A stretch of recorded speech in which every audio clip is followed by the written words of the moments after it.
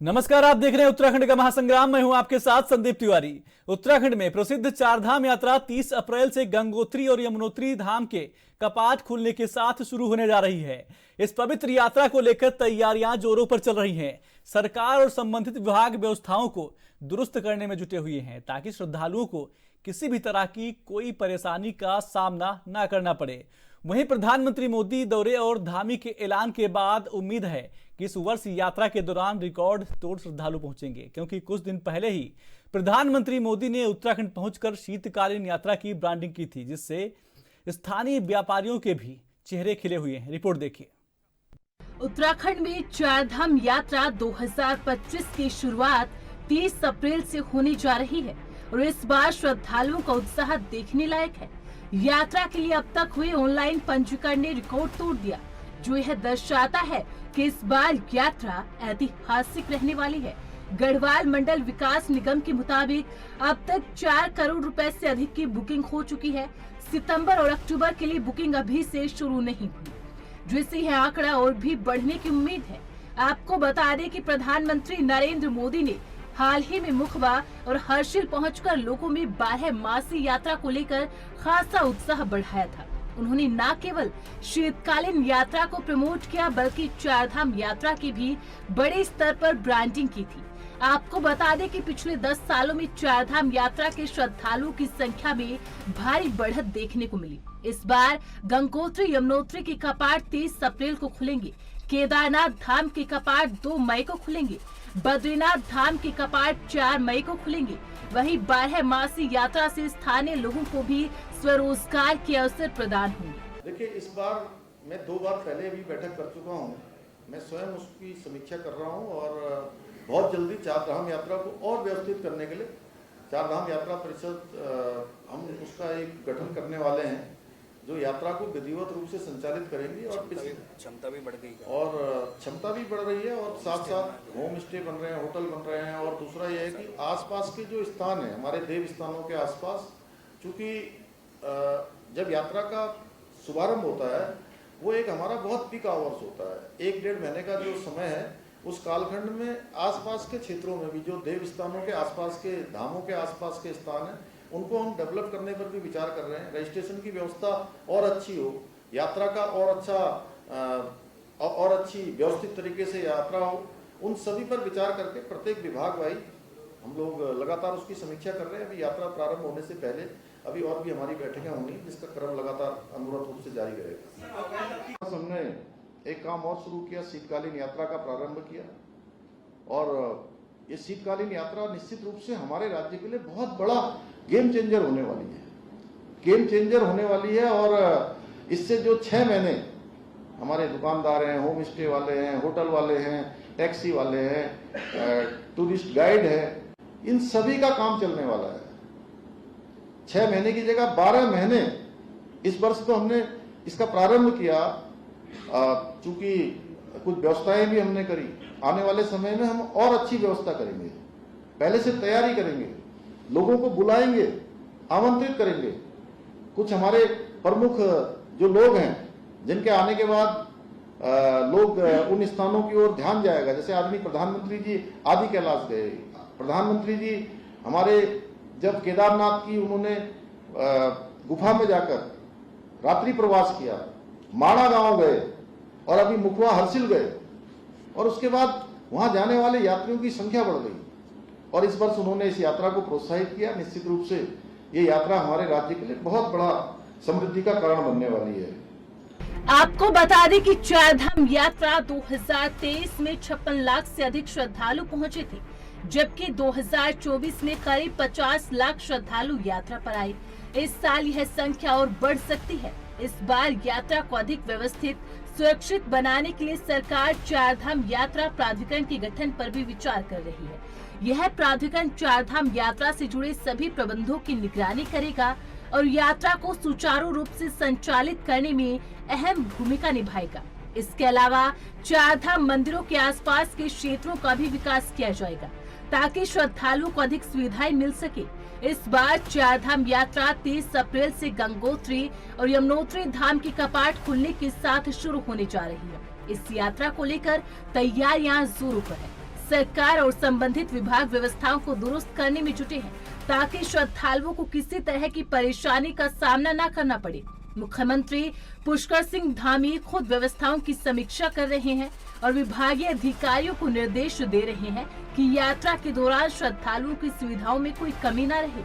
ANB news के लिए देहरादून से तारिक अंसारी की रिपोर्ट।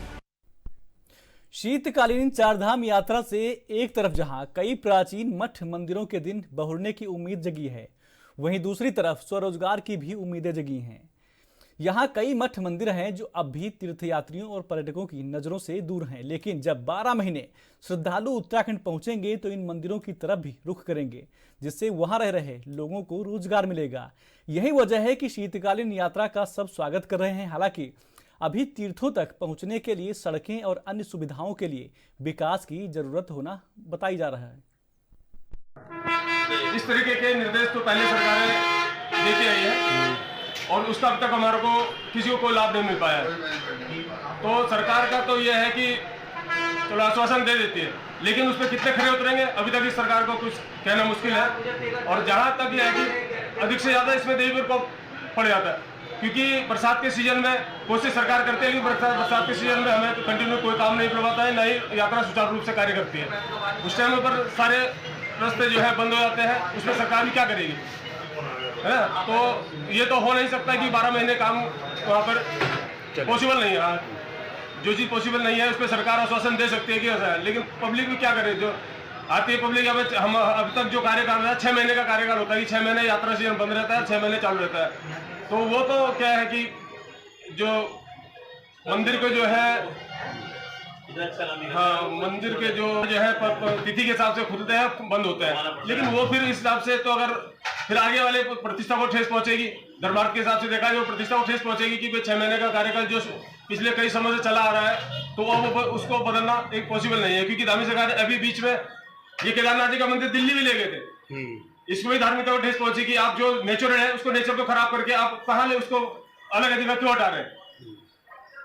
तो मैं तो इस सरकार से यही कहना चाहूंगा कि जो आप अगर अपना कोई आश्वासन दे रहे हैं तो उसको कुछ खरा करने की कोशिश करिए। निर्णय अच्छा, हाँ धन्यवाद। इसमें हम लोगों का सब सहयोग चाहिए, जितने ट्रांसपोर्ट जुड़े हुए हैं उनका भी पूरा सहयोग चाहिए कि इस काम, क्योंकि अधिकतर वहाँ का जो काम है हमारे ट्रांसपोर्ट लाइन से ही पड़ता है। हम लोग व्यवसायिक जो ट्रांसपोर्ट में जुड़े हुए हैं, व्यवसाय ट्रांसपोर्ट में कर रहे हैं, हम लोग ही यात्रियों को लेके जाते हैं, उनका अच्छा बुरा लोग सब हमारे साथ वही उनका देख रेख करते हैं। बाहर से आने वाले यात्री हम लोगों को डिपेंड होते हैं पूरे। सरकार तो कह आश्वासन देती है, लेकिन क्या है कि जो क्लाइंट के साथ बंदे जाते हैं वहां से ड्राइवर भाई लोग जाते हैं, तो वो विश्वास जो यात्री आता है विश्वास सिर्फ जो ड्राइवर पे करते हैं, उसको यहाँ के बारे में ज्यादा ज्ञान नहीं हो पाता है। तो सरकार तो अपना आश्वासन देकर भूल जाती है, लेकिन सारा जो है देखने को उनको जो हमारे साथ जो ड्राइवर भाई है और जो उनके साथ कनेक्ट हुए हैं उनको देख करना पड़ता है। देखिए, जो धामी सरकार का फैसला है कि 12 महीने यात्रा चलनी चाहिए, बहुत अच्छा फैसला है, क्योंकि उत्तराखंड का जो तीर्थाटन है उसी पर एक तरह से इकोनॉमी टिकी हुई है। तो ऐसे में चारधाम यात्रा को 12 महीने चलाना एक बहुत अच्छा फैसला है, लेकिन चुनौतियां भी हैं, क्योंकि जिस तरह से बरसात के मौसम में बिल्कुल पहाड़ दरकते हैं, जो सर्दी के मौसम में जिस तरह से बहुत बड़ी मात्रा में बर्फबारी होती है, और इन तमाम मुश्किलों से सामना करते हुए अगर धामी सरकार एक प्लान बनाए और बहुत ही अच्छा तरीके से उसको एग्जीक्यूट करे, तो ये बहुत अच्छा प्रयास है। हालांकि चुनौतियां बहुत ज्यादा है, लेकिन अच्छा प्रयास है। और इस अहम मुद्दे पर ज्यादा चर्चा करने के लिए हमारे साथ कुछ खास मेहमान जुड़ गए हैं। संजीव वर्मा जी हैं, प्रदेश प्रवक्ता हैं बीजेपी से, हीरा सिंह बिष्ट जी हैं, वरिष्ठ नेता हैं कांग्रेस से, कुलदीप शर्मा जी हैं, अध्यक्ष हैं बजट होटल एसोसिएशन से। चर्चा में तीनों मेहमानों का बहुत बहुत स्वागत है। चर्चा की शुरुआत संजीव वर्मा जी आपसे करेंगे। संजीव वर्मा जी, चार धाम यात्रा को लेकर अगर बात करें तैयारियों की, तो अभी तक कितनी तैयारियों को अमली जामा पहना दिया गया है? जी संजीव जी, आवाज आ रही है आपको? संजीव जी, सवाल सुना आपने?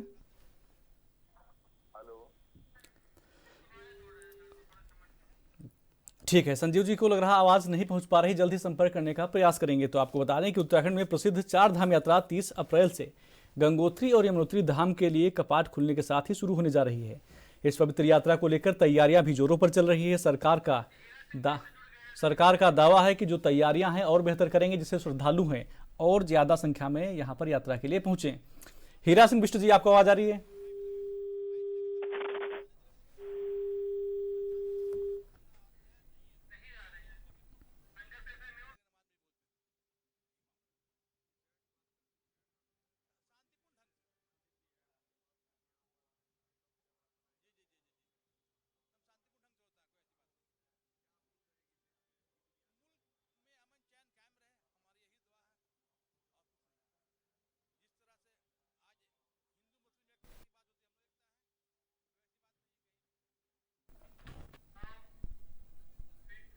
और इस अहम मुद्दे पर वापस आएंगे, विस्तार से चर्चा करेंगे। मेहमान जुड़े हुए हैं, छोटे से ब्रेक के लिए रुकते हैं।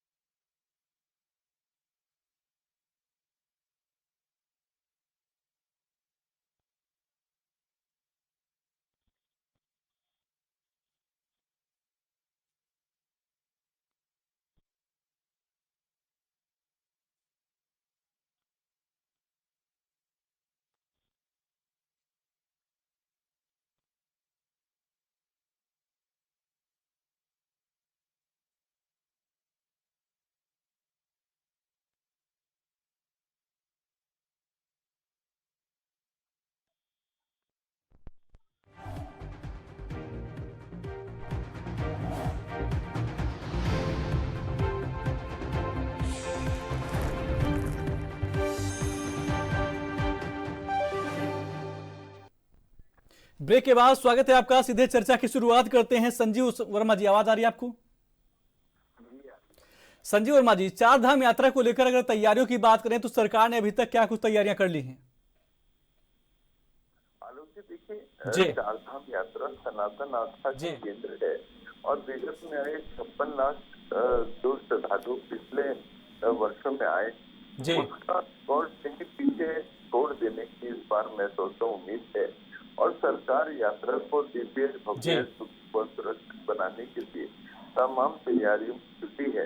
यदि हम स्वास्थ्य क्षेत्र की बात करें तो 50 वर्ष से अधिक के जितने श्रद्धालु इस बार आने वाले हैं, उन सबको ये हेल्थ स्क्रीनिंग की जाएगी। यात्रा रूट पर सुपर स्पेशलिस्ट जो हमारे डॉक्टर्स हैं, उनको उनकी तैनाती की जाएगी। 15-15 दिन का एक तरह से बारी बारी करके 15 दिन एक डॉक्टर्स की टीम, फिर 15 दिन दूसरे डॉक्टर्स की टीम, इस प्रकार से यात्रा रूट पर डिप्लॉय की जाएगी। और कुछ किलोमीटर पर जो ट्रांजिट कैंप के रूप में इसको डिप्लॉय किए जाने की सरकार के द्वारा व्यवस्था की जा रही है। और जहाँ प्रॉपर पर्याप्त दवाएं, उपकरण, फर्स्ट एड, ऑक्सीजन आदि की व्यवस्था के साथ श्रीनगर मेडिकल कॉलेज को पूरी तरह से चारधाम यात्रा के लिए उसमें यदि किसी भी प्रकार की कोई आवश्यकता होती है स्वास्थ्य संबंधी, तो उसके लिए पूरी तरह से तैयार रखा गया है। और श्रद्धालुओं से संबंधित किसी प्रकार की कोई भी आवश्यकता होती है स्वास्थ्य संबंधी, तो उसके लिए भी सरकार पूरी तरह से तैयार है। सरकार के द्वारा स्वास्थ्य संबंधी एडवाइजरी जारी कर दी गई है। स्वास्थ्य परीक्षण कराकर ही यात्रा पर आए, ऐसी सलाह भी दी गई है। और साथ ही रजिस्ट्रेशन, चाहे हम ऑनलाइन की बात करें, ऑफलाइन की बात करें, तो उसकी भी पूरी तरह से एक व्यवस्थित व्यवस्था की गई है। और नंबर कब आना है उसी के अनुसार तमाम जितने भी श्रद्धालु उसके अनुसार आए, ताकि उनको वेट न करना पड़े और अपना अलॉटमेंट के अनुसार उनको टोकन भी सरकार इशू करने जा रही है। तो इससे बहुत ज्यादा लोड भी नहीं होगा और यात्रा एक पूरी तरह से सिस्टमैटिक और व्यवस्थित तरीके से चल पाएगी, जिससे ज्यादा प्रतीक्षा भी लोगों को करनी नहीं पड़ेगी। रजिस्ट्रेशन सेंटर जो है हमारे, वहाँ पर वेटिंग के लिए पर्याप्त व्यवस्था की गई है। तमाम पीने के पानी की, खाद्य आपूर्ति की, रुकने की तमाम व्यवस्था सरकार के द्वारा की गई है। स्टेइंग कैपेसिटी पर विशेष फोकस सरकार के द्वारा रखा गया है। इसमें जिन लोगों के द्वारा ऑनलाइन बुकिंग की गई है उसके ऊपर भी, ऑफलाइन बुकिंग के ऊपर भी, चाहे वो उन्होंने होटल पे की हो, गेस्ट हाउस पे की हो, होम स्टे में की हो, या जो हमारे एक तरह से एयर साइड चेकिंग की भी जो सरकार ने जो व्यवस्था की गई है, ताकि किसी को भी रुकने किसी प्रकार की कोई दिक्कत आने पाए। साथ ही जो कन्वेंस की व्यवस्था है, कन्वेंस के ऊपर भी सरकार का बहुत बड़ा फोकस है। कन्वेंस में जो लोग अपने वाहन के द्वारा आते हैं उनके लिए भी एक अच्छी व्यवस्था सरकार के द्वारा की गई है।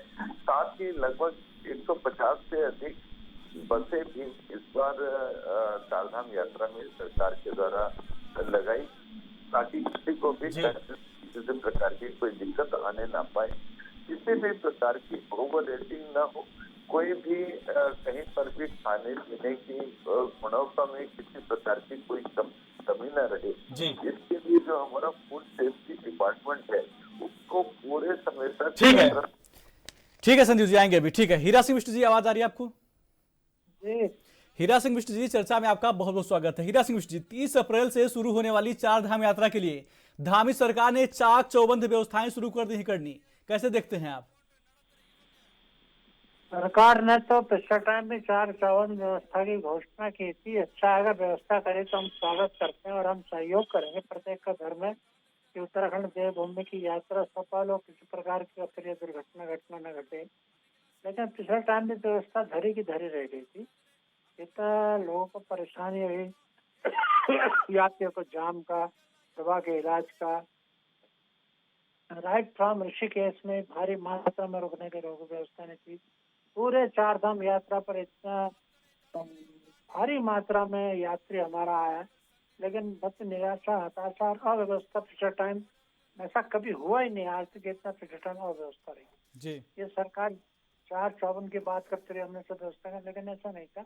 अधिकारियों की जिम्मेदारी फिक्स होनी चाहिए, जगह जगह पर जिले पे हर जगह उनका दवा का, इलाज की व्यवस्था होनी चाहिए, रुकने की व्यवस्था यात्रा की होनी चाहिए, कहीं आवश्यकता पड़े तो गाड़ियों की व्यवस्था उनको होनी चाहिए, चिकित्सा व्यवस्था होनी चाहिए।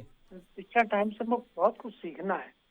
और हजारों की संख्या में जो ऋषिकेश में जगह थी, नई धर्मशाला में रही, वो तो अच्छा है, सौभाग्य हमारा कि यात्री आ रहे, विश्वास के साथ आ रहे, देवभूमि में आ रहे, लेकिन उनको निराशा, हताशा न देखने पड़े। ये हमारे सोर्स ऑफ इनकम का भी है, राज्य की गरिमा का ही बात है। अगर हमने राज्य लिया तो लोग ये देखेंगे भाई उत्तराखंड लोग राज्य दिया तो सारी व्यवस्थाएं चाक चौबंद कर दी, और ना लोग कहेंगे राज्य ले लिया, आप व्यवस्था संभाल नहीं पा रहे, लोग परेशान हो गए, तड़प रहे पानी के लिए, इलाज के लिए, यात्रा के लिए, बसों के लिए, परिवहन के लिए। वो बातें वो मैसेज नहीं जाना चाहिए। सरकार का परम धर्म है कि बाहर से पूरे देश विदेश के यात्री आते हैं, आस्था का प्रतीक हमारे देवभूमि, और पिछले टाइम की तरह व्यवस्था भी न, इस टाइम की तरह जो बच्चा कुचा सोना वो न कोई उठा के ले जाए, इस बात को भी सरकार को ध्यान रखना होगा, गंभीरता रखनी चाहिए। ये हमारे नैतिक जिम्मेदारी है उत्तराखंड राज्य की प्रत्येक कर्मचारी, सरकार की तो है, उनकी भी है। यही हमारा रोजगार का साधन है, आय का साधन भी है। इसमें हजारों लोगों को रोजगार मिलता है, होटल है, परिवहन व्यवसाय है, घोड़े खच्चर वाले हैं, दूसरे हैं, सबको मिलता है। तो इसका ध्यान हमको रखना चाहिए और इसको अभी से समीक्षा बैठक होनी चाहिए, क्या तैयारी हुई, क्या नहीं हुई, समूले का, पौड़ी का, इन लोगों को ऋषिकेश में 3-4 जिले से तुमको मिले, एक सामूहिक बैठक भी होनी चाहिए। उसके बाद व्यवस्था भी देखना चाहिए। इससे पहले तैयारी, जैसे युद्ध के मैदान में जाने से पहले तैयारी होती है, उस तरह की तैयारी सबको करनी चाहिए। सरकार को गंभीरता से इस मामलों के लेने से मंत्री अधिकारी इसी काम के लगाने चाहिए। जी ठीक है, हमारे साथ कुलदीप शर्मा जी हैं, अध्यक्ष हैं बजट होटल एसोसिएशन से। कुलदीप जी, आवाज आ रही है आपको? जी आ रही है। कुलदीप जी, चर्चा में आपका बहुत बहुत स्वागत है। कुलदीप जी, देखिए 30 अप्रैल से चार धाम यात्रा शुरू हो रही है। इसके लिए धामी सरकार लगातार प्रयासरत है कि ज्यादा से ज्यादा संख्या में श्रद्धालु पहुंचे। इससे पहले शीतकालीन यात्रा की शुरुआत हुई, लेकिन जो व्यापारी वर्ग है उनका क्या कुछ कहना है इस पे? नमस्कार जी। नमस्कार सदीप जी। देखिए, हमारा इसमें ये कहना है कि सरकार ने जो व्यवस्था की है उसमें क्या है कि कुछ दिक्कतें आती हैं उसके अंदर। पूर्व में भी जो सरकारों को हमने जो है आधार दिया था। अब जैसे रजिस्ट्रेशन का है मामला, ये ऑनलाइन और ऑफलाइन दोनों होती हैं। अब उसमें एक नया जो है सिस्टम जोड़ दिया गया है OTP का। अब उसमें क्या होता है कि एक एक आदमी का रजिस्ट्रेशन होना और इसको OTP आएगा, तो ये संभव नहीं है कि हर आदमी से OTP लिया जाए और उसको जो है आगे फॉरवर्ड किया जाए। तो हमने जो है ये सुझाव दिया था सरकार को कि ये जो रजिस्ट्रेशन की प्रक्रिया है ये कोविड के समय शुरू की गई है। वर्तमान में इसकी कोई आवश्यकता है नहीं। क्योंकि पूर्व की व्यवस्था थी कि एक लिस्ट बनाई जाती थी ट्रैवल एजेंसियों के द्वारा, और वो लिस्ट जो है आपका नगर निगम में या जो आपका पर्यटन विभाग है उसमें जमा हो जाती थी इसके अंदर, और सरकार के पास डेटा आ जाता था उसके बाद कि कितने यात्री गए हैं क्या है। अब जो ये OTP है ये तो अनप्रैक्टिकल था, ये बिल्कुल सिस्टम है क्योंकि ऑनलाइन रजिस्ट्रेशन से ही दिक्कत हो रही थी।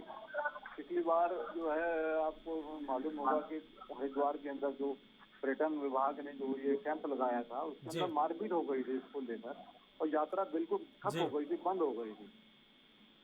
तो सरकार की तरफ से अभी भी कोई ऐसी क्लैरिटी नहीं है कि भाई अब यात्रियों की संख्या वो सीमित करने जा रही है नहीं जा रही है, कोई भी क्लैरिटी इस प्रकार अभी है नहीं।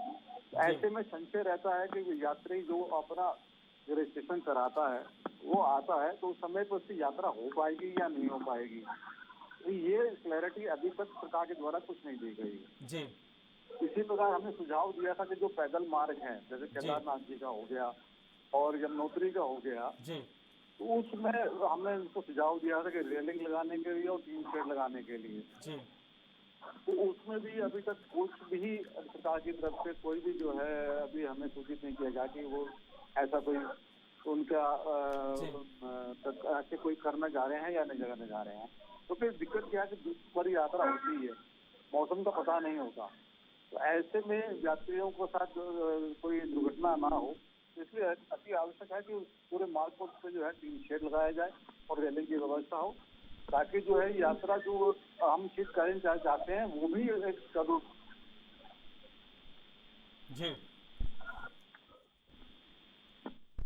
जी कुलदीप जी, आवाज आ रही है आपको? चलिए ठीक है, लगता है कुलदीप जी से संपर्क नहीं हो पा रहा, जल्दी ही कुलदीप से संपर्क करने का प्रयास करेंगे। संजीव वर्मा जी, देखिए अभी कांग्रेस को आपने सुना तो कांग्रेस का यह कहना है कि ठीक है यात्री पहुंच रहे, श्रद्धालु पहुंच रहे हैं, लेकिन व्यवस्थाओं में कमी नहीं होनी चाहिए। दूसरा, हमारे साथ कुलदीप शर्मा जी जुड़े हैं, अध्यक्ष हैं बजट होटल एसोसिएशन से। उनका कहना है कि जो रजिस्ट्रेशन जो प्रक्रिया है उसमें जो OTP जो आने की जो बताई जा रहा है कि OTP से होगा, इसको बंद किया जाए और जो ऑफलाइन रजिस्ट्रेशन है उसको और बढ़ावा दिया जाए। इससे कहीं ना कहीं जो ऑनलाइन रजिस्ट्रेशन होता है उसमें लोगों को काफ़ी समस्याएं होती हैं। दूसरा ये कि जो पैदल मार्ग हैं उस पर कहीं ना कहीं रेलिंग लगाई जाए, जिससे मौसम का पता नहीं होता है और जो यात्री हैं उनको कोई समस्याएं ना हो। ये सुझाव सरकार को दिए थे, लेकिन कह रहे हैं अभी तक उस पर कोई ना तो काम हुआ है ना तो सुनवाई हुई अभी तक।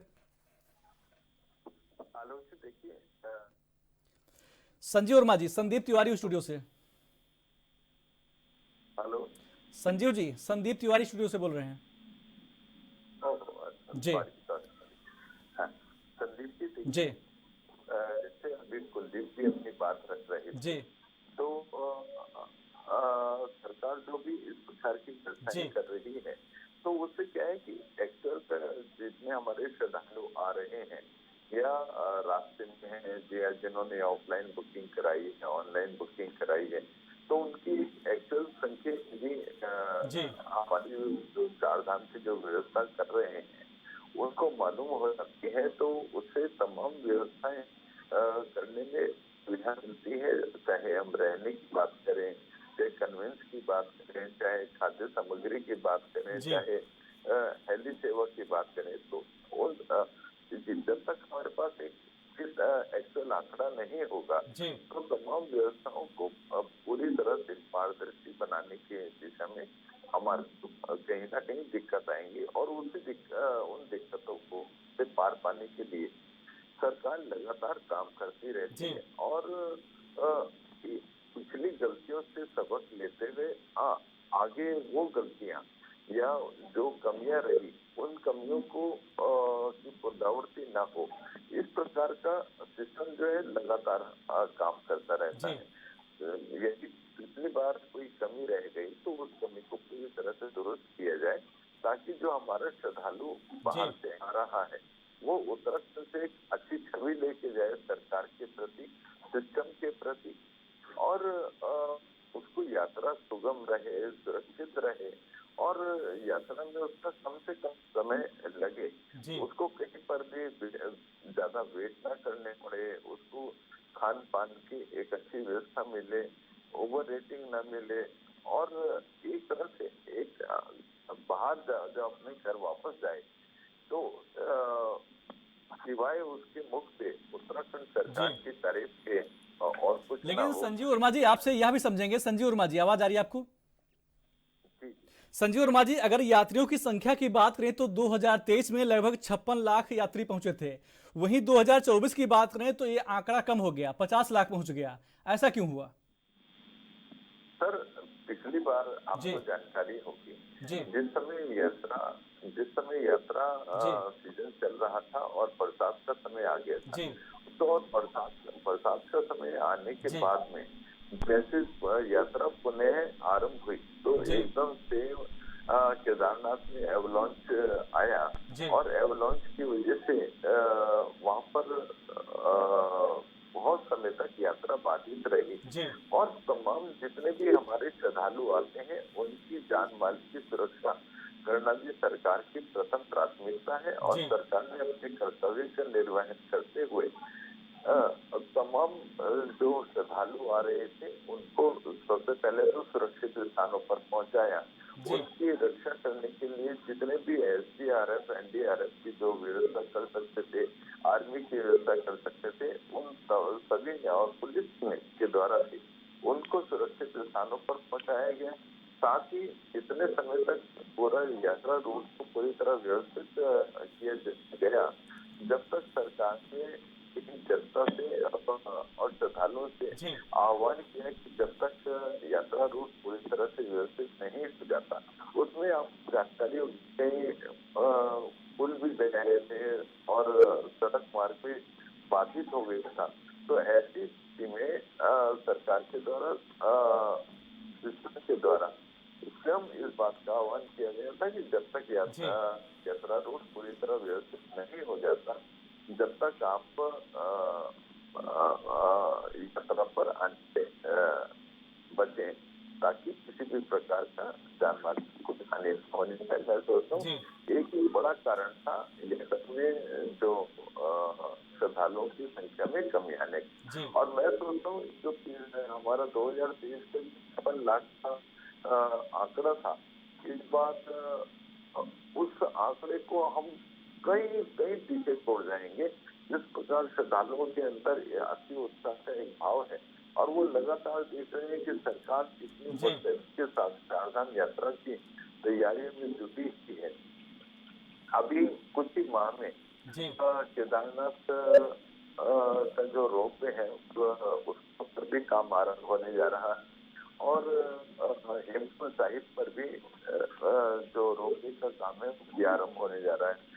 मैं सोचता हूँ जिस समय हमारे दोनों रोपवे तैयार हो जाएंगे तो जो 12-14 घंटे की यात्रा वो मात्र 40-45 मिनट में सिमट जाएगी, और जिस समय रोपवे का काम कंप्लीट हो जाएगा तो जो श्रद्धालुओं की संख्या आज 56 लाख विगत रही है, वो संख्या मैं सोचता हूँ करोड़ को भी पार कर जाने वाली है, क्योंकि सरकार की प्रथम प्राथमिकता है कि यात्रा सुरक्षित रहे, सुगम रहे, और यात्रा में कम समय लगे। क्योंकि आप देखिए जो हमारी चारधाम यात्रा है वो स्टेट GDP को डबल करने की दिशा में ये महत्वपूर्ण रोल प्ले करती है।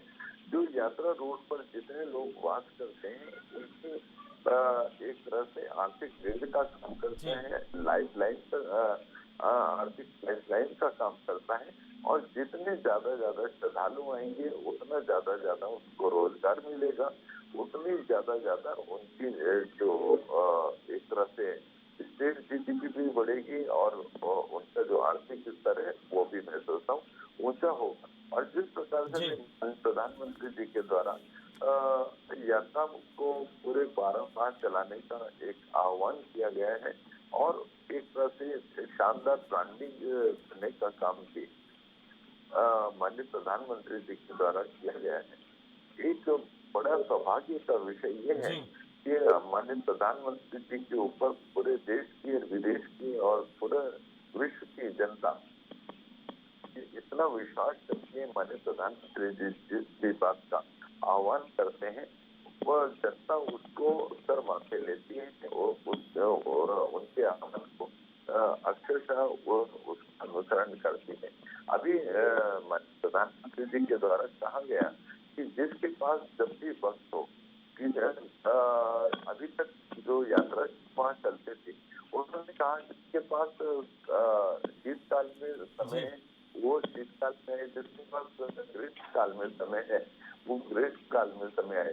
तो इससे एक चीज पर फायदा होगा, जो हमारा क्राउड डिवाइडेशन है वो भी बढ़ेगा, क्योंकि बहुत सारे ऐसे लोग हैं जिनके पास सर्दियों में समय होता है तो वो ग्रीष्म काल में आने की वजह से शीतकाल में आएंगे। तो मैं सोचता हूँ एक जो हमारा क्राउड का जो डिवाइडेशन है उसकी वजह से एक तो 12 महीने लोगों को रोजगार मिलेगा। 12 महीने चाहे हम करेंस वालों की बात करें, चाहे होटल की बात करें, चाहे खान पान के काम से जो भी लोग जुड़े हुए हैं और तमाम व्यवस्थाओं को भी एक बहुत अच्छे से दुरुस्त करने की दिशा में हम लोग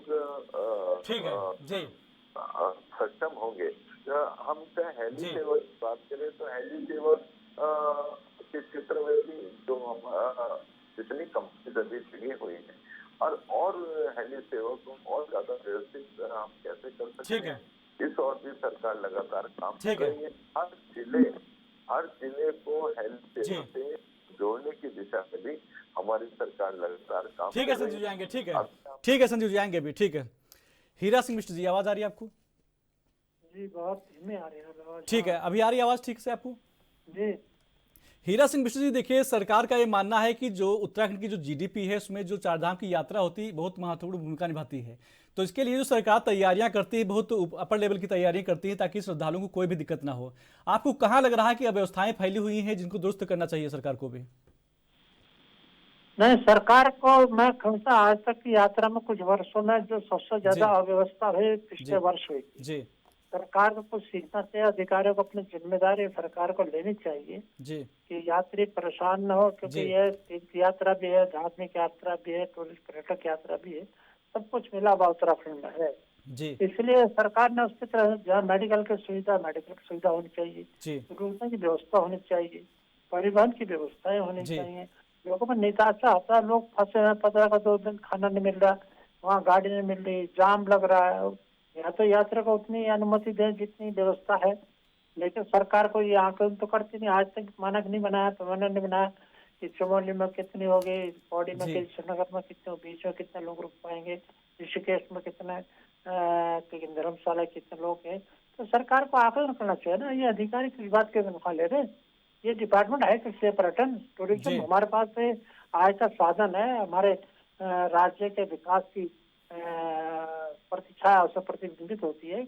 ये राज्य के पर्यटक हमारा का इस तरह पानी नहीं मिलेगा, दवा नहीं मिलेगी, इलाज नहीं मिलेगा, बेहोश पड़ा, ये नहीं होना चाहिए। बहुत कुछ सीखा है और ये बहुत बड़ा एक हमारे रोजगार का साधन भी है, हमारे आय का साधन भी है, हमारे प्रदेश की इमेज बढ़ाने का भी एक वो है कि टूरिस्ट यात्रा जो है बहुत अच्छी रही है। लोगों को सुविधाएं, जगह पानी की जगह पानी, इलाज जगह इलाज, परिवहन की जगह परिवहन, वो सारी चीजें होनी चाहिए। लेकिन ये सरकार पता है कि उनका रोड मैप क्या हुआ, क्या तैयारी कितनी की इन्होंने, क्या किया, जब पूरा डिपार्टमेंट बना तो करना चाहिए। बाहर से आए यात्रियों किसी प्रकार को परेशानी हो, हमारे राज्य पर उंगली उठाए, अच्छी बात नहीं है, हमारा पूरा सहयोग रहेगा, लेकिन इसको बड़ी गंभीरता से लेना चाहिए, प्रायोरिटी पर लेना चाहिए। सबको सारी व्यवस्था में होनी चाहिए, मेडिकल है, परिवहन है, पर्यटक है, क्योंकि ये सारी पानी चाहिए। रास्ते में कुछ व्यवस्थाएं जरूर हमको करनी चाहिए, वो सरकार नहीं कर पा रही। यात्रा में कहीं आवश्यकता, बीच में 500-400 लोग कहीं रुक जाए, धर्मशाला है, वहाँ मेडिकल की सुविधा हो, पानी की सुविधा, ऐसे कुछ ये व्यवस्थाएं करनी चाहिए, सरकार ने की होगी। लेकिन पीछे तरह के बदनामी का काम न, इस तरह के लोग न हताशा निराशा में आप वापस ही लौट करना चले गए। आप ये होना चाहिए। जी, अभी तो इतना बड़ा डिपार्टमेंट, इतने अधिकारी हैं, क्या कर रहे हैं क्या नहीं कर रहे हैं, उनको प्रायोरिटी पे, सरकार को, मुख्यमंत्री जो है प्रायोरिटी पे चार धाम यात्रा को इसको रखना चाहिए, सारे काम छोड़ करके। कि बाहर बिल्कुल। से हीरा छोटे- सिंह बिष्ट जी, हमने धामी जी का बयान भी सुना था, वो कह रहे हैं जो भी तैयारियां हो रही हैं उसकी समीक्षा खुद पुष्कर सिंह धामी कर रहे हैं। नहीं, तैयारी हो रही, धामी जी मुख्यमंत्री तो कहेंगे, सरकार कहेगी, लेकिन जी। धरातल पे क्या है ये तो वही जानते हैं ना। जी। टाइम की तरफ पिछले टाइम पे तो ऐसी घोषणा हुई, लेकिन जब वो जनता अंबार उमड़ा तो सारी व्यवस्था अस्त व्यस्त होगी, सारे ध्वस्त होगी, सारे प्रोग्राम ही ध्वस्त हो गए, लोगों को खाना तक नहीं मिला। इलाज तो बहुत दूर की चीज है, ऐसा नहीं होना चाहिए। पिछले टाइम बहुत ही खराब हुआ। जी, ठीक है। कुलदीप शर्मा जी, आवाज आ रही है आपको? कुलदीप शर्मा जी, जो आपने सुझाव दिए थे, हमने संजीव वर्मा जी से सवाल किया था, तो उनका कहना था कि जो ऑनलाइन प्रक्रिया होती है रजिस्ट्रेशन की, तो उससे जो आंकड़ा होता है कितने यात्री वहां पर पहुंच रहे हैं, श्रद्धालु पहुंच रहे हैं, उनकी जो व्यवस्थाएं होती हैं उसको सरकार चाक चौबंद तरीके से कर सकती है, क्योंकि जो ऑफलाइन तरीका होता है वो ज्यादा अच्छा नहीं बताया जा रहा है। नहीं, ऐसा नहीं है। ये जी। जो मैंने पहले बताया आपको, जो जी। ये हमारे रजिस्ट्रेशन की प्रक्रिया शुरू हुई है, ये कोविड के समय शुरू हुई थी। जी। कोविड से पूर्व तो एक फॉर्म भरा जाता था, उसके अंदर यात्रियों की लिस्ट होती थी। डेटा तो पहले भी कलेक्ट किया जाता था। जी। ऐसा नहीं है कि पहले डेटा कलेक्ट नहीं किया जाता था, डेटा कलेक्ट पहले भी होता था। पुलिस बकायदा जो है टूरिज्म ऑफिस में और नगर निगम में जमा की जाती थी। तो वहाँ से हमारा कहना सिर्फ इतना है कि हर आदमी ये चाहता है कि जो भी यात्री आ रहा है सुचारू रूप से वो यात्रा करे और अच्छा एक संदेश लेके जाए। जी। दिक्कत कहाँ होती है? दिक्कत ये होती है जब अचानक से एक जो है आदेश जारी हो जाता है कि रजिस्ट्रेशन की संख्या निर्धारित कर दी गई है। जी। तो अब उस अचानक ये जो जब जैसे कोई भीड़ बढ़ती है तो सरकार यही कहती है कि रजिस्ट्रेशन की जो है अब संख्या सीमित कर दी गई। जी। पिछले वर्ष भी यही हुआ था। शुरू में ऐसी ही व्यवस्था चली थी कि ऑनलाइन ऑफलाइन की चली थी। जी। और उसके बाद अचानक जो 2000 की संख्या जो है वो पर डे की उन्होंने सीमित कर दी थी इसके अंदर पर डे। तो ऐसे में बड़ी दिक्कत हो जाती है। फिर माननीय मुख्यमंत्री जी को खुद इंटरवीन करके और लोगों को ऑफलाइन जो है रजिस्ट्रेशन उपलब्ध कराए गए थे। तो ये प्रक्रिया ऐसा नहीं है कि भाई बिल्कुल जो है बिल्कुल सही है, इसमें भी दिक्कतें आती हैं। हमने एक सुझाव दिया था, आप जगह चेकिंग होती है। जी। जैसे हम फर्ज करें हरिद्वार से मान स्टार्ट करते हैं तो सबसे पहले यहाँ भूपत वाला के भी चेकिंग होती है, फिर 5 किलोमीटर बाद रायवाला में चेकिंग होती है, फिर 3 किलोमीटर के बाद नेपाली फॉरम में चेक होता है, फिर वहाँ से 10 किलोमीटर के बाद जो है आप ऋषिकेश में चेकिंग हो जाती है। तो ये चेकिंग के इतने जो है बैरियर लगा देते हैं ये, और जगह चेकिंग कर रहे हैं, तो फिर रजिस्ट्रेशन का लाभ क्या होता है? जगह जब यात्री को रोका जाता है उसकी वजह से क्या होता है कि एक ही जगह पे भीड़ बढ़ जाती है। जी। जब भीड़ बढ़ती है तो अव्यवस्थाएं बढ़ जाती हैं, अव्यवस्थाएं बढ़ जाती है तो सरकार को निर्णय लेती है कि यात्रा को रोक दिया जाए। तो हमने सुझाव दिया था कि जो है प्रत्येक गाड़ी के अंदर एक बारकोड लगाया जाए, जिसे जो है जिस ढंग से जो है आपका टोल होते हैं या पार्किंग है कई जगह पे आपने देखा होगा कि गाड़ी चलती रहती है और वो स्कैन कर लेते हैं उसको। जी। उससे क्या होगा, समय बचता है उसके अंदर। जी। लेकिन सुझाव को सरकार के द्वारा हम सुझाव दिए जाते हैं हमारे द्वारा, तो सरकार के द्वारा जो है उसको किसी रूप में जो है एक्सेप्ट नहीं किया जाता। जी। तो ये यात्रा तो देखिए बिल्कुल निश्चित रूप से है कि पूरे उत्तराखंड की लाइफ लाइन है ये। जी। सरकार भी मानती है, पर जब व्यवस्था की बात आती है तो सरकार व्यवस्था फिर पुराने ढर्रे पे ले आती है फिर वही। जी। तो इसी वजह से दिक्कतें होती हैं। हमने सुझाव दिया था कि जो जैसे केदारनाथ का जो ट्रैकिंग रूट है जी, या यमुनोत्री का ट्रैकिंग रूट है, इसको बकायदा जो है पूरा शेड लगा के रेलिंग लगा के जिस ढंग से जो है अब हम वैष्णो देवी की यात्रा करते हैं जी। तो वो इसीलिए वो जो है आपका शीतकालीन हो जाती है, ग्रीष्मकालीन हो जाती है कि वहाँ व्यवस्था पूरी की हुई। सरकार ने अभी जो है निर्णय लिया था कि 4 धाम यात्रा प्राधिकरण बनाएंगे जी।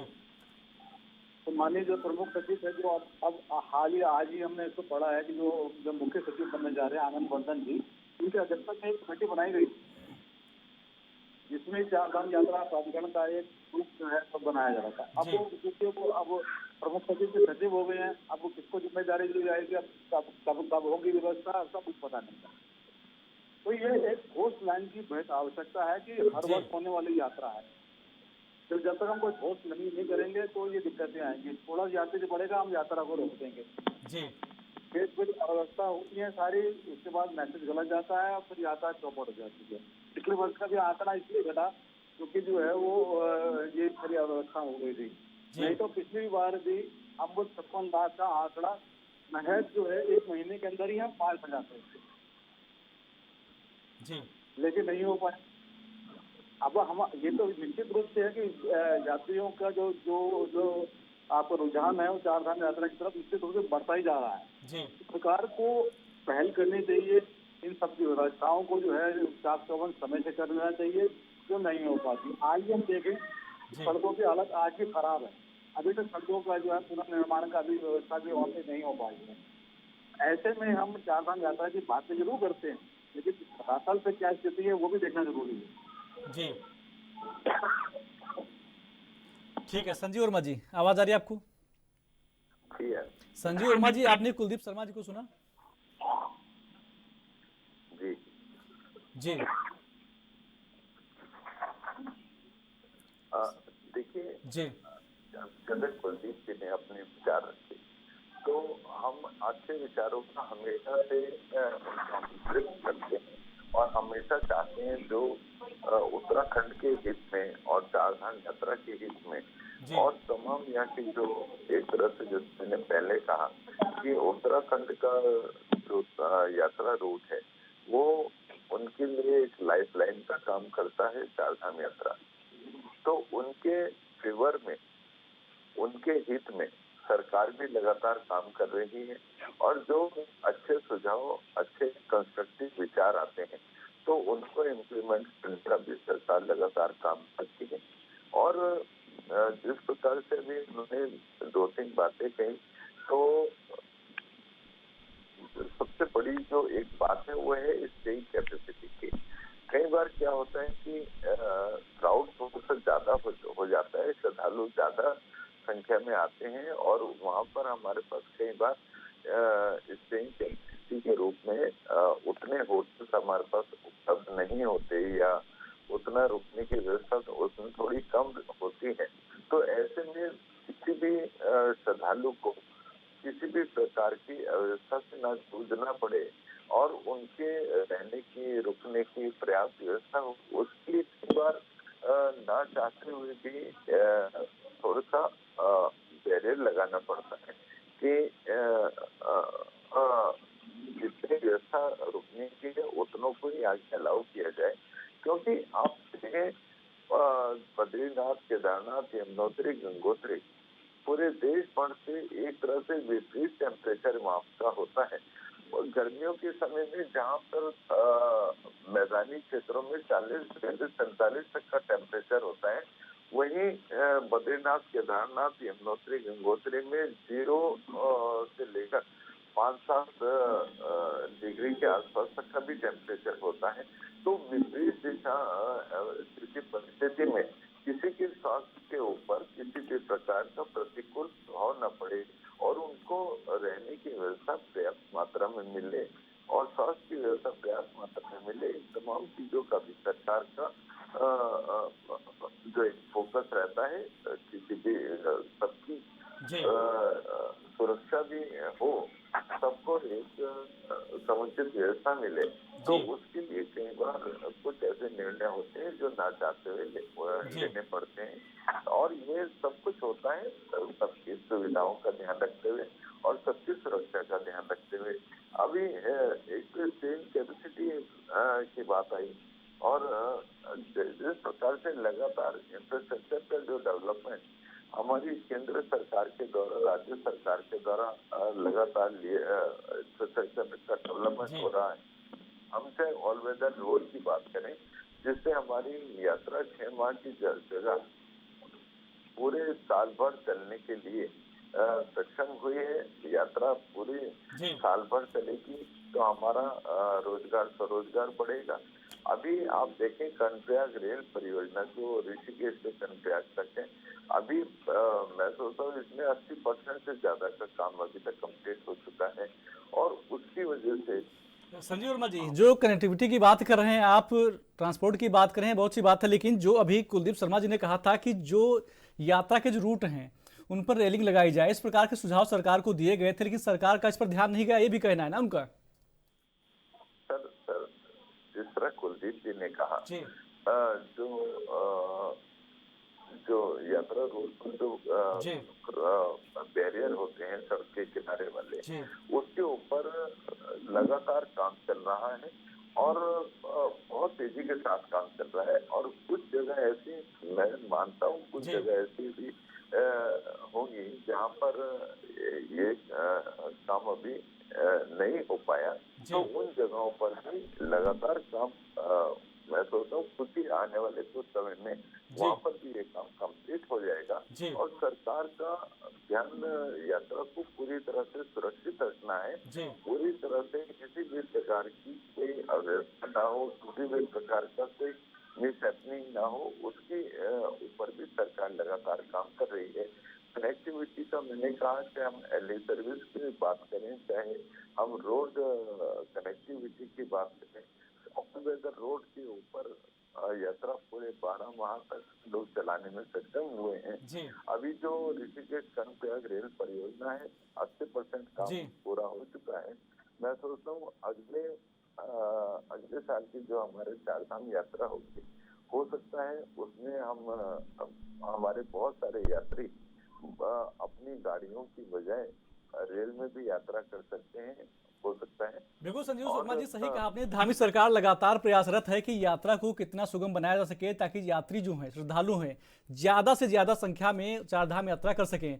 लेकिन जो बड़ी बात एक और कुलदीप जी ने कही थी, उनका कहना था कि जब यात्री यात्रा करने के लिए आते हैं तो जगह जगह नाके लगाकर चेकिंग होती है, इससे भीड़ जो है एक जगह इकट्ठा हो जाती है और ज्यादा संख्या में श्रद्धालु वहां पर इकट्ठा हो जाते हैं, इससे जो समस्याएं हैं वो उत्पन्न हो जाती हैं। इसको खत्म करने के लिए सरकार को कोई नई रणनीति बनाने की आवश्यकता है। संदीप जी, देखिए जिस तरह से जगह जगह पर चेकिंग होती है, तो जगह जगह कई बार जो चेकिंग होती है उससे मैं इस बात को स्वीकार करता हूँ कि श्रद्धालुओं को थोड़ा सा वेटिंग कर तो इंतजार करना पड़ता है। लेकिन वो ये जो प्रक्रिया है, ये भी यात्रियों की सुरक्षा को ध्यान में रख के अपनाई जाती है, क्योंकि उसमें जो ड्राइवर्स हैं, ड्राइवर पहाड़ में चलाने का उनके पास एक्सपीरियंस है या नहीं है, किसी भी प्रकार की मिसहैपनिंग ना हो, उनके पास कागजात हैं, उनकी गाड़ियां की फिटनेस है या नहीं है, ये सारी चीजों को ध्यान में रखते हुए सबसे जो प्रायोरिटी सरकार की है वो है हमारे तमाम जितने श्रद्धालु आ रहे हैं उनकी सुरक्षा को दृष्टिगत रखते हुए कि सुरक्षित आइए और सुरक्षित जाइए, अच्छे से आइए और अच्छे से यात्रा करके सुरक्षित अपने घरों को लौटे। और उत्तराखंड से एक बहुत अच्छा फीडबैक लेके सरकार के प्रति, सिस्टम के प्रति एक अच्छा फीडबैक लेके अपने घरों को लौटे, इसी बात को लेकर तमाम कई बार तैयारियां होती हैं। और मैं सोचता हूँ कई बार रुकना पड़ता है, थोड़ी वेट करना पड़ता है, तो उससे थोड़ी सी यात्रा में व्यवधान भी होता है, थोड़ा सा यात्रा लेट भी होती है, लेकिन ये सब कुछ यात्रियों की सुरक्षा को ध्यान में रखते हुए इस प्रकार की व्यवस्था होती है। और जैसे मैंने आरंभ में ही कहा था, हम हर एक कमी को कैसे अगली बार दुरुस्त करें, इसके ऊपर भी सरकार लगातार काम करती रहती है। और जो एक बार एक चीज की कमी सामने आई, उस कमी को अगली बार पूरी तरह से दूर करने की दिशा में सरकार का जो हमारा सिस्टम है लगातार काम करता रहता है और सरकार की बेहतर। बिल्कुल संजीव वर्मा जी, वही हमारे साथ हीरा सिंह बिष्ट जुड़े हुए हैं। उनका कहना है कि जो सुविधाएं यात्रियों को मिलनी चाहिए मिल नहीं पाती हैं। तैयारियां तो बहुत सारी होती हैं, लेकिन जैसे ही श्रद्धालु यात्रा के लिए पहुंचते हैं सारी तैयारियां इधर की उधर हो जाती हैं, जो सुविधाएं हैं उनको नहीं मिल पाती हैं प्रॉपर। संदीप जी, देखिए हमारे बड़े भाई हैं जी। हीरा सिंह बिस्सी, बहुत वरिष्ठ हैं, मंत्री रह चुके हैं। 10 साल आपकी सरकार रही, लेकिन आपके पास मौका था तो आपने कुछ किया नहीं। आपका ध्यान केवल वोट बटोरने में लगा रहा, आपका ध्यान डाले गपले जी। भ्रष्टाचार करने में लगा रहा। अब बहुत अच्छा होता कि उस समय आप इन चारधाम यात्रा के ऊपर भी थोड़ा सा फोकस करते, उसके बेहतरी के लिए कुछ काम करते। और ये प्रदेश केवल भारतीय जनता पार्टी का नहीं, ये प्रदेश आपका भी है। जिस प्रकार से माननीय मुख्यमंत्री श्रीमान पुष्कर सिंह धामी जी जो लगातार हमारे चारधाम यात्रा की मॉनिटरिंग करते रहते हैं, जो ग्राउंड जीरो पर जाकर जो तमाम व्यवस्थाओं को और ज्यादा दुरुस्त कैसे किया जा सकता है, इसके ऊपर लगातार फोकस करते हैं, इसके ऊपर लगातार काम करते हैं। और कांग्रेस पार्टी को शायद आदत पड़ गई है अपनी सरकार को, अपनी सरकार का तो अपोजिशन करना ही करना है इन्हें, विरोध करना ही करना है। साथ ही ये उत्तराखंड का विरोध करने पर उतर आते हैं, ये चारधाम यात्रा का विरोध करने उतर आते हैं, विकास का विरोध करने उतर आते हैं। और ठीक है संजीव वर्मा जी जवाब लेते हैं। ठीक है, माफी के साथ रोकेंगे संजीव जी, समय की कमी है। ठीक है, हीरा सिंह बिष्ट जी आवाज आ रही है आपको? जी हीरा सिंह बिष्ट जी, संजीव वर्मा जी का कहना है कि जब कांग्रेस की सरकार थी तो खुद तो कुछ किया नहीं, लेकिन जब बीजेपी सरकार उत्तराखंड के लिए काम कर रही है, बड़े बड़े आयाम रच रही है, तो कहीं ना कहीं इनको समस्या हो रही है और सवाल खड़े कर रहे हैं। नहीं तो कौन सा टाइम पे ऐसी कोई समस्या भी तो नहीं, जो पिछले टाइम पे विभत्स सीन उत्तराखंड का देखने में आया, उससे कौन सा टाइम पे कोई ऐसी प्रॉब्लम भी नहीं आई। अब दिन पर दिन यात्री बढ़ेगा निश्चित रूप से, पिछले टाइम जितना आया हजारों लाखों उससे ज्यादा बढ़ेगा। तो व्यवस्थाएं होनी चाहिए, एक दूसरे पर डालने से कुछ नहीं होगा। जो कुर्सी पर बैठा, जो सत्ता में बैठा, जिसने व्यवस्थाएं संभाल ली उसकी जिम्मेदारी, आलोचना का समय नहीं है। यह उत्तराखंड की व्यवस्था ठीक होती है, इनकम बढ़ती है, टूरिस्ट खुश होकर जाता है, सारी सुविधाएं मिलती है, तो सबका नाम मान सम्मान होगा। ये तो राज्य का मामला, कि सरकार का मामला नहीं। लेकिन सरकार प्रशासनिक जिम्मेदारी, सरकार की व्यवस्थाएं देना सरकार का काम है, तो ये सरकार को जिम्मेदारी महसूस करनी चाहिए, पार्टी की बात नहीं है। हम तो कह रहे हैं हमारे लायक जो भी काम होगा, लेकिन राज्य के गरीब बन रहे, बाहर से देश विदेश के यात्री आते हैं, टूरिस्ट धार्मिक यात्री भी आते हैं, दूसरे टूरिस्ट यात्री भी आते हैं, उनको सुविधा मिले, वो ये खुश होकर जाए। ये देव में बड़े राहत मिली है, रोकने के थी, पानी के साथ, बिजली के साथ, कोई परेशानी, जहाँ इलाज की जरूरत थी, डॉक्टर अवेलेबल थे, ये होना चाहिए और कुछ नहीं है। ये आलोचना का समय नहीं है, लेकिन ये हमारा एक आय का साधन भी है, हमारा महत्वपूर्ण डिपार्टमेंट भी है। इसकी गरिमा को हम लोग समझे, लेकिन हम इसके महत्व को नहीं समझते ना। ये तो चौमुखी आयाम से जोड़ने का एक महत्वपूर्ण मुद्दा है, हमारा पर्यटक का है, हमारा टूरिस्ट का, हमारा ये जो विभाग है बहुत महत्वपूर्ण है। इसकी गरिमा को हम लोग सोचते हैं। गर्मी में देख लेते हैं, अरे सर्दी का यात्री भी तो आता है, बर्फ देखने के बहाने भी आता है, वो क्या आता है। तो ये ऑलराउंड, ये 12 महीने की योजना इस तरह की तैयार सरकार करनी चाहिए, करनी चाहिए। हमारा योग्य अफसर है, पॉलिटिशियन है, सब लोग हैं, इसको करते हैं, जिम्मेदारी से पालन करनी चाहिए। हमें अपनी चुनौती का सामना उसके 10 गुना बढ़ के तैयारी हम करनी है। ऐसा हो तो हम ऐसा करेंगे, ऐसा हो तो ऐसा करेंगे। पिछले टाइम की तरह हम मेरे चीफ प्रतिनिधियों की तरह देखते रहे कि भीड़ हो रही, अंबार हो रहा, धक्के हो रहा, गिर रहे लोग, ये हो रहा, वो हो रहा, लेकिन कुछ कर नहीं पाए हम लोग। कहीं दिखाई नहीं दे रहा है कोई व्यवस्थाएं थी, तो उसको उस तरह से जिम्मेदारी के साथ में करना भी चाहिए। डिपार्टमेंट है, करके संभाल के रखना चाहिए। ठीक है, हीरा सिंह बिष्ट जी माफी के साथ रोकेंगे आपको, समय की कमी है, अपना कीमती समय देने के लिए, चर्चा करने के लिए आपका बहुत बहुत धन्यवाद। संजीव वर्मा जी थे, प्रदेश प्रवक्ता थे बीजेपी से, चर्चा करने के लिए, अपना कीमती समय देने के लिए आपका बहुत बहुत धन्यवाद। साथ ही कुलदीप शर्मा जी थे, अध्यक्ष थे बजट होटल एसोसिएशन से, चर्चा करने के लिए, अपना कीमती समय देने के लिए आपका बहुत बहुत धन्यवाद। उत्तराखंड के महासंग्राम में मेरे साथ बस इतना ही। आप देखते रहिए एएनबी न्यूज। नमस्कार।